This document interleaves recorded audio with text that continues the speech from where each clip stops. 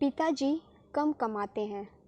लंबे समय तक मुझे यह समस्या रही, या यूँ कहूँ कि मेरी यह गलत सोच रही कि मेरे माता पिता, विशेषकर पापा, बहुत कम कमाते हैं।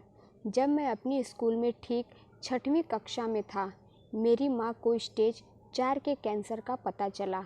बैंक क्लर्क होने के कारण कम आमदनी, पिता के पास दोस्तों और परिवार से पैसे उधार लेने के अलावा और कोई विकल्प नहीं था। कुछ महीनों की दर्द भरी जिंदगी के बाद आखिरकार वह मर गई। हम कर्ज में डूब गए।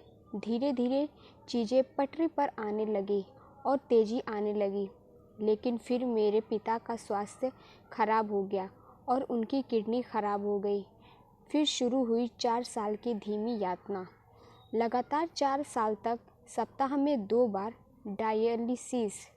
इस दौरान मेरी कॉलोनी के दोस्तों, रिश्तेदारों ने नया घर बनाकर कार, बाइक, नया मोबाइल फ़ोन खरीदा, नए गंतव्यों की यात्रा की और यहाँ हम दिन के अंत को पूरा करने के लिए संघर्ष कर रहे थे। पिताजी अब नहीं हैं। मैंने सारा कर्ज चुका दिया है। मैंने कमाना शुरू कर दिया है और अब मुझे समझ में आया है कि मैं कितना गलत था।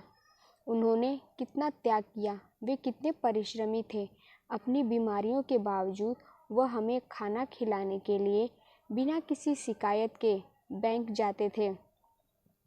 मुझे उनकी और उनके सभी प्रयासों की याद आती है। काश मैं कह पाता और उन्हें बता पाता कि उन्होंने इससे भी अधिक कमाया है, बहुत किया है। काश मैं उन्हें बता पाता, आपका एक ऐसा भी मेरी पूरी ज़िंदगी की कमाई से ज़्यादा कीमती है। मैं बस चाहता हूँ। लव यू पापा। मुझे खेद है और अब मुझे पता है कि आपने कितना कष्ट सहा है। दोस्तों, अब मुझे पता है कि समय ही हमें अपने प्रियजनों का मूल्य समझाएगा।